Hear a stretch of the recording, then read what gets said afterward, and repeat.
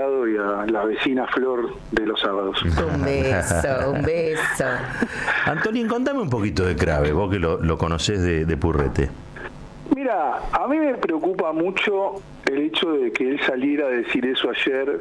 Yo estuviste bien galante en no leer lo que te puse al final, porque creo que a mí me saltó la chaveta cuando leí esto, porque digo, esto se arregla.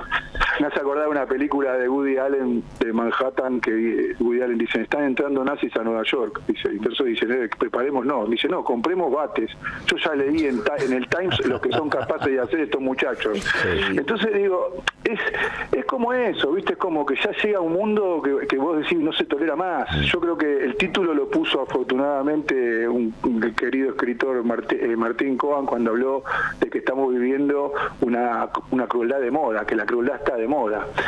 Y creo que estos personajes aparecen ahora y que son personajes que han tenido una trayectoria absolutamente inversa a la que están proclamando hoy en día. O sea, lo digo por el caso de Kravitz, lo digo por el caso de Bullrich, lo digo por el caso de asesores como Barbieri, que es un asesor que tiene Patricia Bullrich y que supo escribir libros con Zaffaroni hablando de los presos sociales, y venía a la facultad y nos llevaban a las cárceles a atender a los presos y hacíamos todo un trabajo social con ellos.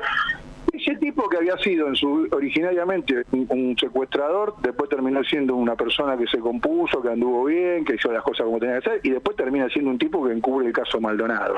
Entonces, no se curó mucho del todo, digamos, no hay que ser pero por eso a mí me parece que es interesante ver por qué pasan esas cosas. O sea, y con Kravitz ocurre algo similar también, porque a Kravitz lo conocimos como un joven aguerrido, defensor de las empresas recuperadas, con una prédica formidable, un trabajo muy interesante con temas de cartoneros, cooperativas, hemos dado charlas con él.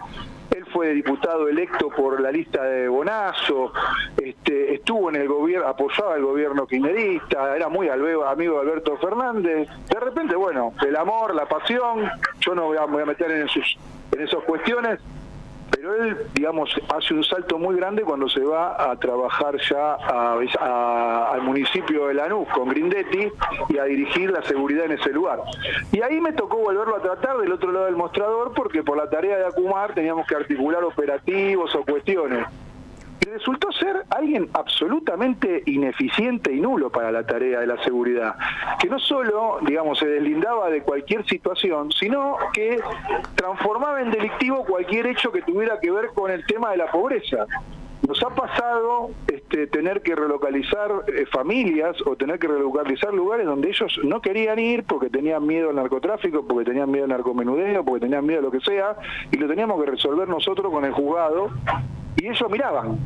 Entonces, yo no sé si te acordás, pero también en esa época hubo un caso famoso que hizo La Nata, donde empezaban a discutir otro leitmotiv, digamos, de la derecha, que es el de la baja de imputabilidad de los menores, donde llevaron a un pibito, el polaquito famoso, al programa de La Nata, y donde él ofició prácticamente de productor de eso. Él armó toda una escena amenazando a la familia del pibe, amenazando al pibe, para que el pibe haga una declaración.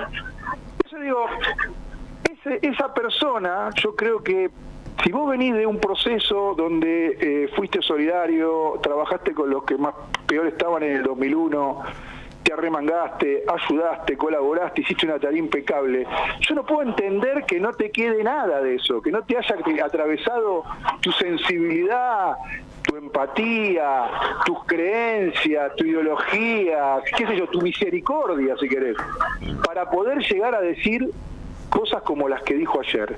El gobierno de la ciudad hace 2 meses se vanaglorió de sacar fotos mostrando espacios públicos donde ya no había alguien durmiendo en la calle, Es decir, parece el viejo chiste de Mafalda, dice, que decía Susanita, ¿no? ¿Para qué vamos a luchar contra la pobreza si la podemos hacer desaparecer? Es decir, lo sacaron de la calle y eso lo utilizaron como bandera. Yo creo que hay una cuestión muy perversa de que ante un gobierno inútil, nacional, inútil, que no está haciendo nada, y ante un gobierno de la ciudad que deja mucho que desear en términos de gestión y deja de mucho que desear en términos de políticas públicas y políticas sociales específicas, no haya un funcionario que salga a hablar de qué políticas son las que hacen y no a explicar de una manera morbosa y cruel, digamos, que no acomodes a los pobres, como si los ciudadanos son los que acomodan a los pobres. ¿Quién acomoda a un pobre en una esquina? ¿Cómo se acomoda a alguien que dejó de pagar la pensión y cayó con la mesita de luz y el velador, como el muchacho que tengo acá en la esquina de casa y está durmiendo con la familia en la calle? ¿Quién lo acomodó ahí? ¿Nosotros, que le damos un plato de sopa? ¿El que le da una campera? ¿El que no quiere que se muera de frío como los 7 pobres personas que se murieron en estos días? Entonces me parece que hay... Lo inescrupuloso es que un funcionario tiene que salir y decir lo que hace y qué hace para que eso no pase, aunque lo haga desde su orientación, pero no puede salir a dar estas explicaciones donde él habla de que la cabeza del cartonero es de otra forma, o que nos enteramos que ahora la policía tiene facultades legales prácticamente de profesionales de la psiquiatría para poder mandar al borda a todas las personas que están en calle.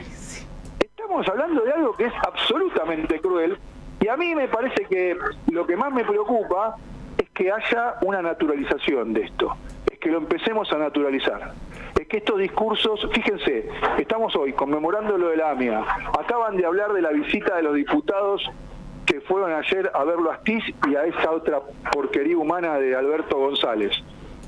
El otro día, la verdad, yo era alguien que no tenía en el radar, pero acabo de terminar de leer un libro muy bueno de Lelia Guerrero que se llama La Llamada, sí, donde van a ver lo aberrante que es ese personaje. O sea, es un personaje que no lo resistí ni en una serie de Netflix, de aberrante que es el tipo. Entonces, digo, todo eso se naturaliza. O sea, un grupo de jóvenes diputados van y visitan a estos tipos. Un funcionario sale y criminaliza a un pobre hombre que duerme en la calle. Digo, un presidente sale y habla de viejos meados, hace gestos denigrantes, se pelea con todo el mundo. Entonces, el discurso de arriba se junta con una situación de la sociedad, de una sociedad absolutamente denigrada, de una sociedad rota, de una sociedad que está muy quebrada, que está muy mal. Entonces ahí aflora un discurso del resentimiento que a veces es captado por estos sectores. O sea, tenemos el caso de escuchamos esta semana las declaraciones de estos chicos de los copitos y las cosas que decían. Entonces a mí me preocupa ese resentimiento, cómo se va a canalizar, o sea, cómo nosotros lo vamos a canalizar. Hubo otras épocas de resentimiento, qué sé yo, al peronismo lo acusaban de manipular el resentimiento, sí, pero lo hacía con justicia social, lo hacía elevándote humanamente. Digo, qué sé yo, el juguete rabioso de Roberto Dar es el ejemplo de un resentido social como es Silvio Astier, y es un tremendo cagador, termina siendo, pero es un tipo que lo podemos circunscribir a la crisis del 30. El recientemente libro del pibe González, que escribió tan bueno sobre Esteban González, sí, Esteban González, sobre los temas de los 90, es los 90, es la no salida. Pero pero ese pibe tuvo salida, la literatura lo sacó. Sí. Ahora digo, ¿a quién va a sacar? ¿Cómo vamos a sacar a todos los que se están formando abajo de todos estos monstruos que bajan este tipo de mensajes y que están metidos en toda la sociedad? Cuando vemos el caso de Loan, lo único que vemos es una cloaca de relaciones políticas, de policías, de funcionarios. Y yo recuerdo, mirá, te cuento que cuando empezó la democracia, había una organización internacional que dirigía Lipsy, el doctor Lipsy, que fue un detenido, una persona que estuvo detenida mucho tiempo, Norberto, que nos contrató a un grupo de estudiantes que estábamos terminando la facultad para hacer una investigación de la venta y tráfico de niños en la Argentina. Y ya ahí probábamos cómo eran todos esos modus operandis. Muy amañados a lo que eran cuestiones históricas en los pueblos y también muy amañados a lo que eran cuestiones que había hecho la dictadura. Y eso quedó en un librito, ahí. Entonces digo, no se puede seguir naturalizando todo. Acá pasaron cosas muy graves. Acá hace un año llenábamos los cines para ver 1985 y digo, ¿y después qué pasó? Entonces tenemos una sociedad, me parece, dividida, una sociedad que entiende lo que está pasando y una sociedad que está muy lastimada, muy deteriorada, muy rota, muy afligida y muy necesitada.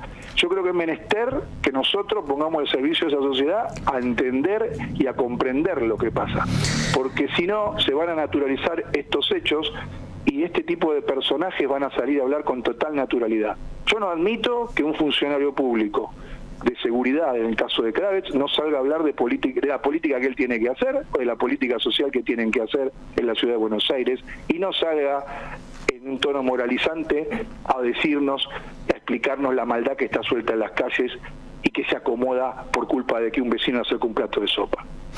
Antolín, te mando un fuerte abrazo. Gracias por estos minutos con nosotros. No, gracias a ustedes. Antolín Magallanes, presidente del Nuevo Encuentro de la capital, conocía Kravets, ¿no? De otros momentos. Otros momentos, yo no sé si es que eran mejores o